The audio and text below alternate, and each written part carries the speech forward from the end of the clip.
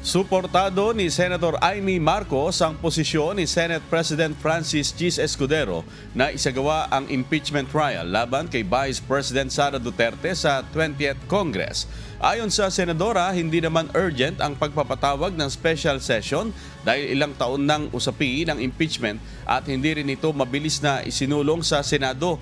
Sa kabila nito, naniniwala si Senator Aquilino Pimentel III na kinakailangan ng magsimula ang impeachment process ayon sa saligang batas.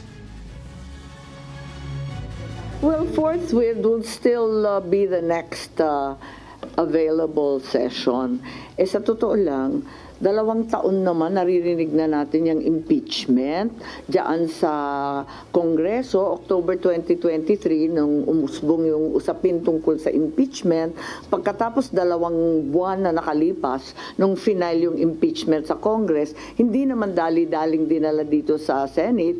Hindi naman natin masasabi na urgent, requiring the calling of a special session. Yun lang ang pakiwari kong personal. Parang hindi justified dahil hindi naman siya urgent.